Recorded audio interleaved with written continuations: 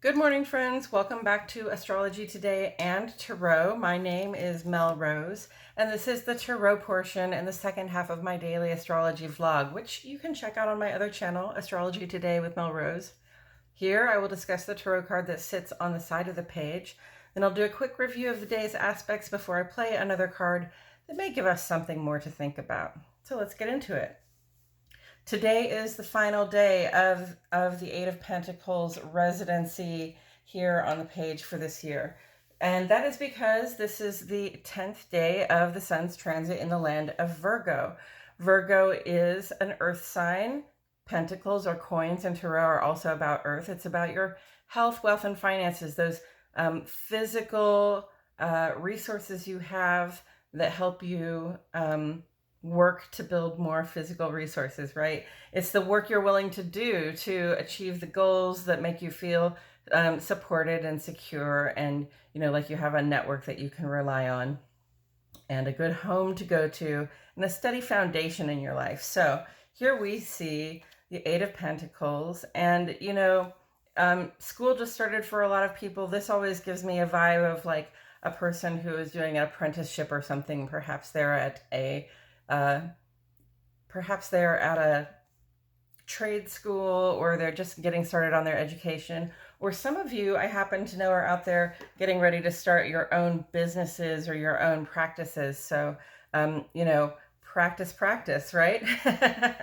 So, it's really just about the importance of diligent effort, of the importance of being willing to work hard in the, toward the objective of fulfilling your goals and having your dreams, of being supported the way that you want to be supported, feeling secure enough that you don't have to make a choice like between what you want and what you need. And with all of that said, I'm going to go ahead and shuffle some cards while I remind myself and the cards and the rest of us too that the sun is in Virgo. And when the sun is in Virgo, we become pretty, what do I want to say? Words like diligent or meticulous come up, but it's interested in doing the work in a timely fashion. Okay, like we love efficiency at this time. We seek to do things in a thorough but quick way, and that's because time is of the essence. We want to get all of our education in. We want to get all of our hours practicing in. We also want to get all of our harvest in if we're living that agricultural life, right? In time for the fall months, which are coming up, because at the end of Virgo, we have the autumnal equinox, and then we move into Libra and the sort of darker half of the year. So, end of summer vibes, time to get to work. And then on the moon side of the page, we have this waxing crescent in Scorpio. So, waxing crescent is a time when we are, dreaming up intentions, setting goals, making plans to get those goals achieved.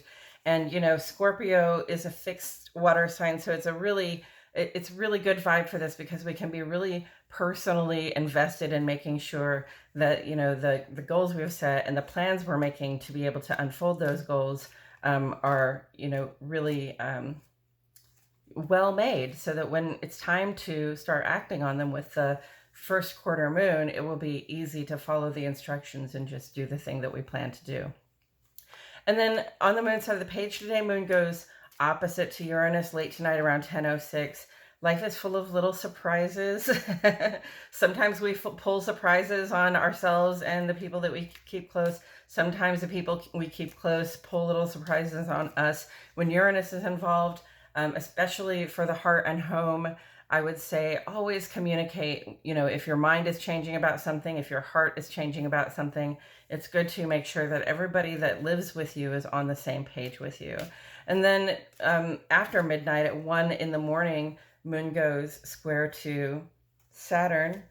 And we might be feeling sort of the weight or the pressure of our personal responsibilities. If you're awake at that hour and you're worried about that, it's time to find something else to do with your brain for a little while so that you can get some rest.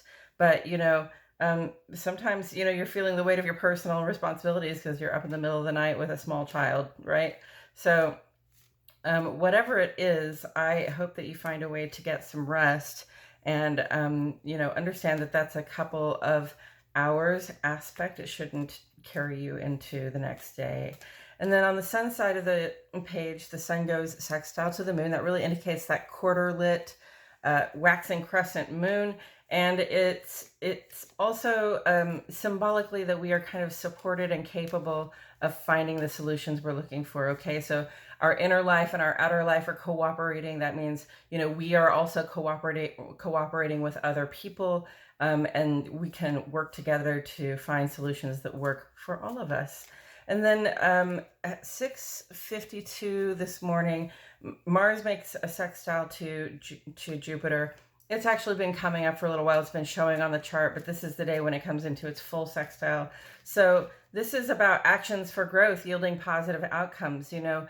Jupiter is interested in our personal expansion, and being retrograde right now, it's really interested in our personal inner expansion, our growth on the inside, so that we have the capacity to hold more of what we would like to have, right? And then Mars is here, and Mars is just interested in taking action.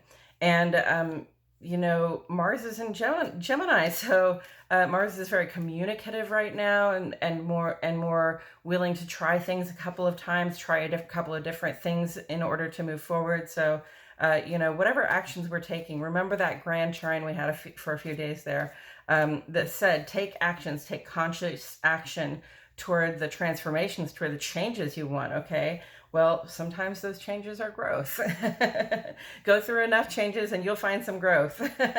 And so here we are at the growth, and just keep taking action on whatever it is that is right for you and is right for your sense of personal expansion. And then Venus goes quincunx to Pluto early tomorrow morning.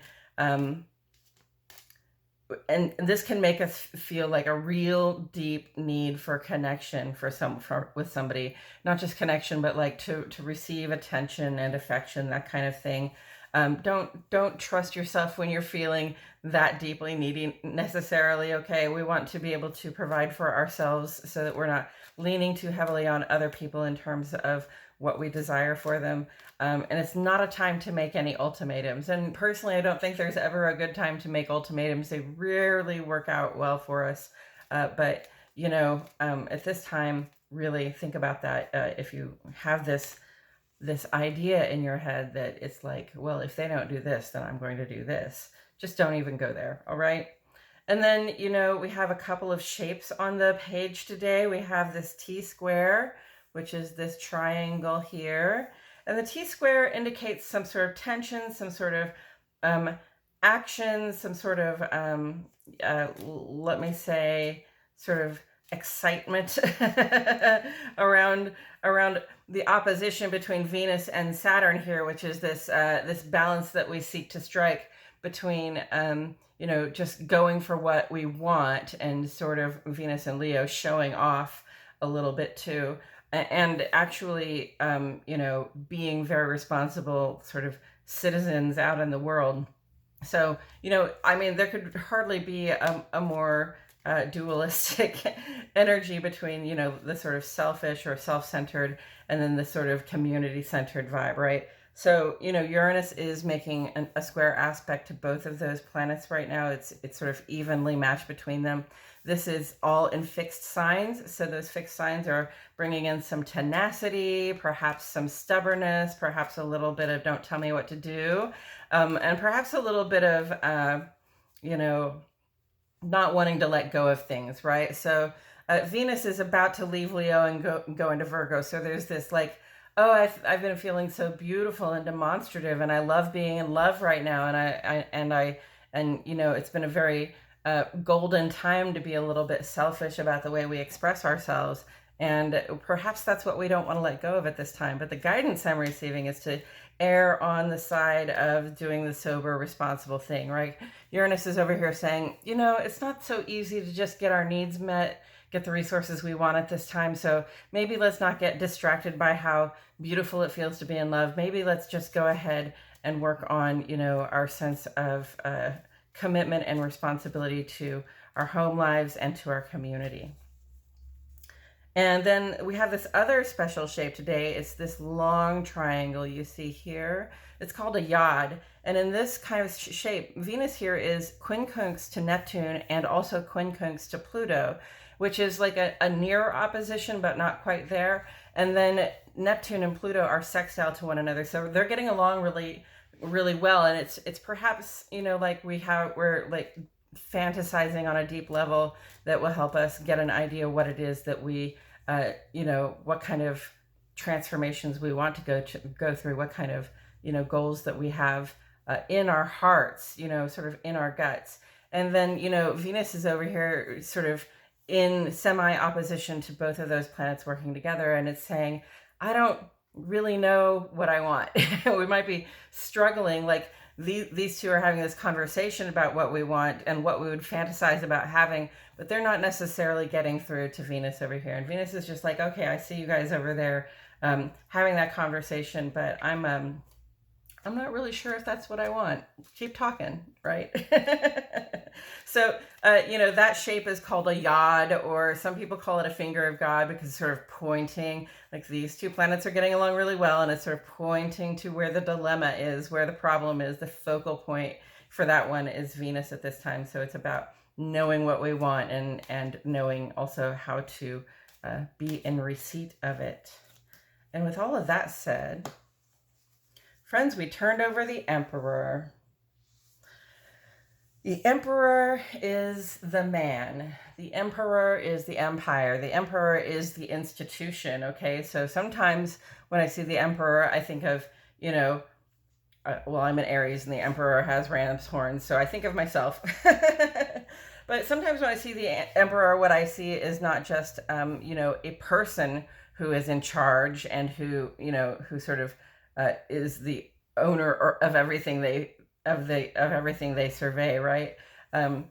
What I see is sort of an institutional power there as well. So it doesn't have to be one person. It can be, an institution, and the way that works to help us or to hinder us, depending on the energy it's working with, right? So Emperor energy, like the King of Kings, the most powerful person in the land. And this is a person who's had to make some tough choices to get where they're going, or an institution that's had to do some, had to make some mistakes and make some hard choices to get where they're going. But the Emperor is also always like noticing where we can expand, right? If you think of like the Emperor Alexander, he expanded his empire through basically conquest. And that's a full-on Emperor vibe there. You see this one is holding an Ankh, and that's like holding the power of the sun in your hand. And that's sort of the power to give life and to take it as well. So what do I see out here on the page? The Emperor would come down on the side of Saturn in any question about whether we are self-indulgent or whether we attend to our civic responsibilities. It would probably be, the civic responsibilities, or what the Emperor considers their civic responsibilities to be. Because, of course, the Emperor is the person who makes the rules and can also break them. And I like this Mars sextile Jupiter here, the actions for growth, yielding positive outcomes. The Emperor is a forward motion, an expansive figure, a figure that's always looking for growth, and always trying to strategize that growth such that the outcome will be as positive as possible for as many people as possible. It's not a time to act like an emperor, though, and make ultimatums, okay? If you're feeling that vibe, like I desire something and somebody had better get it and give it to me or else. You can try that out in your life if you'd like to, but I don't see this vibe working very well at this time for us. Taken together with the Eight of Pentacles, the Emperor is sort of the end goal. Like I talk occasionally about, our individual plans for global domination, whatever global domination looks like for you. It's really just sort of your personal ultimate expression of what it is to have a happy and empowered life. And you know, the emperor is the global dominator, right? So this is the person who's achieved everything they set out to achieve, even though some of it was really difficult to get there, right? This is a person who has really done the work, all right? This is a person who's really been in labor and, you know, has learned many lessons and been through many schools in their life. And maybe not official schools, maybe not official apprenticeships, but definitely, you know, to stay in command as an emperor, you would have to keep learning and sort of stay ahead of the people around you, because that competition is always there, isn't it? So, you know, um, this is what we're working for, right? Is our own personal version of global domination, of our own personal version of like being in charge of our lives and being in charge of everything that we have around us, you know, everything that is in our, everything, you know, within our reach is ours to give, right? Or to take away.